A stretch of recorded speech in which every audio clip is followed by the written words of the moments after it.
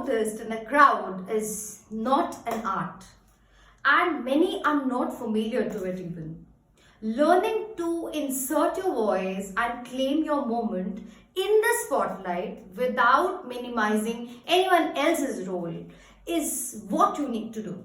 So today I am here to work and talk on the group discussion, which has become a part of every competitive exam today. Whether IAS, IPS or a normal college entrance doesn't go without giving or clearing a GD. Before we get to it, you must have seen in a group discussion, there are people who don't know what to do with their hands. Some are doing like this, some are standing like this, some are fidgeting with their pen, and they somehow don't know how to work on themselves and the things around them. So these things need to be developed impromptu, they look weird. So before I begin, I need to tell you what is a group discussion. Group discussion is a technique used by the corporate companies, educational institutes and many other organizations to judge the communication skill of the participant.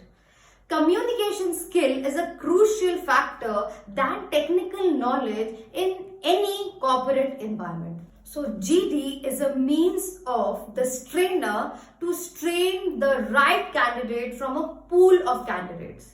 So basically, we first need to understand what are the types of group discussion. First category is of factual GD. These type of GDs are very informative and require a thorough knowledge of the subject.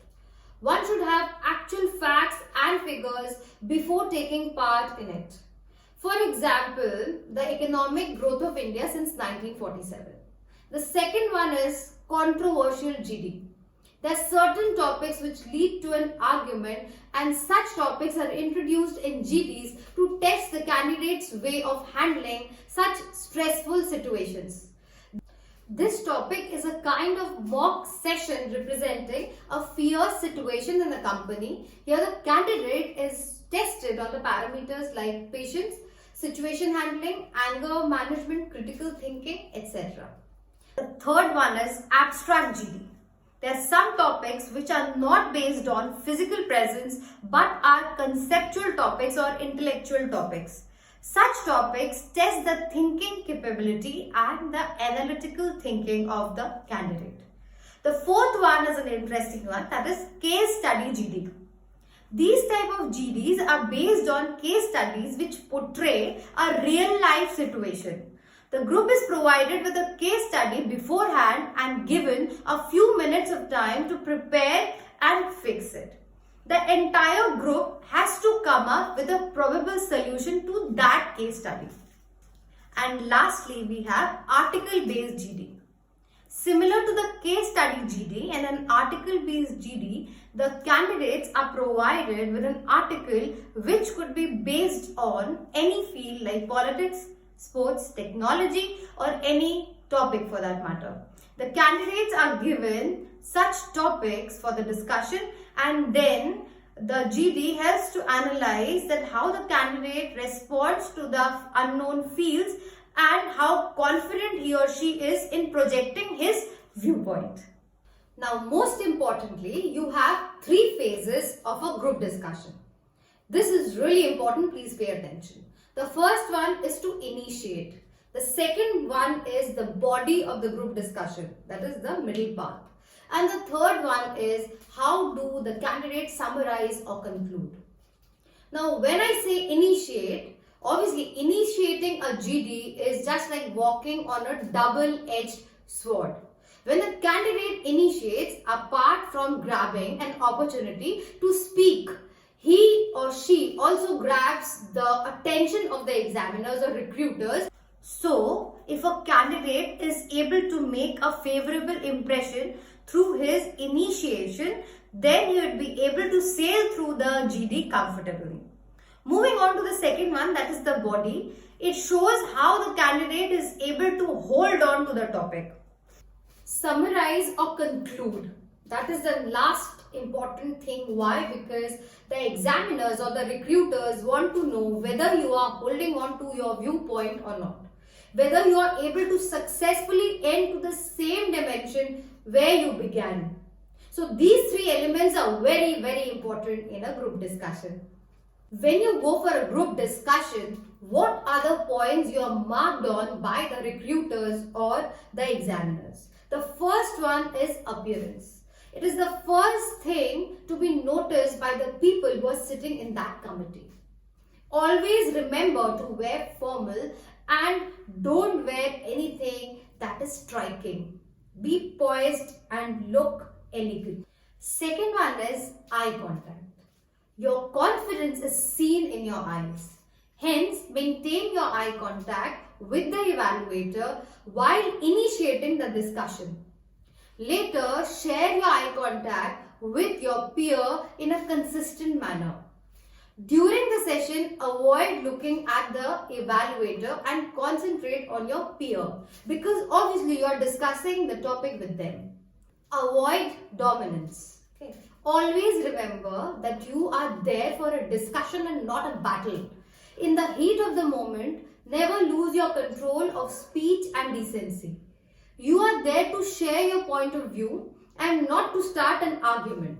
Respect others' views and do not try to dominate over anyone's point of view. Being patient and calm is the key. Avoid interrupting.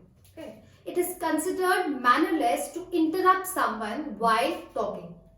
Everyone has a say and one should respect and let your turn come for you to have your say. There could be a situation where you may need to cut short the speaker. If so, then do it politely and with due respect. Don't forget to apologize for doing so. Next in line, we have the skill set required to be perfect in a group discussion. The first one is interpersonal skills. It is a skill that helps to convert a normal conversation into an impactful one. When we say we should sound confident, it is not only the way you speak, but the appearance and the entire body language. The soft skills required include your voice modulation, pronunciation, your tone, and how you present yourself. One can take proper training in soft skill and you need to imbibe some tips of presenting yourself in a corporate world. So the first and the most important is interpersonal skills. Second, we have leadership skills. Among the crowd of talented candidates, there is always a chance of getting overshadowed and compressed. It should be the case where even if the other candidate is less knowledgeable or maybe mediocre in academics, but his one quality of putting forth his ideas and the ability to control the discussion will earn him brownie points. Third one is the listening quality. Be a good listener. A good listener is a good problem solver. A good listener helps to build the other qualities that are required in a GD, such as critical thinking, critical analysis, communication, decision making.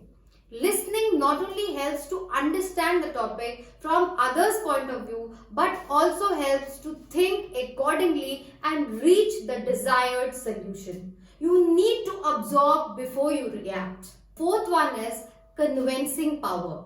The ability to convince others by means of your speech is a great skill that is useful for any company. The candidate should be able to impact the other candidate through his thought process, and indeed one must learn this skill. Fifth is you need to be knowledgeable. In order to be active in a discussion, one must have an overall knowledge from all the sectors of the world. One should be reading newspapers and various fictions in order to have a hold on the data and statistics of the world. I will come back to you with more tips on how to be good in a group discussion. Be glued and follow me. Thank you.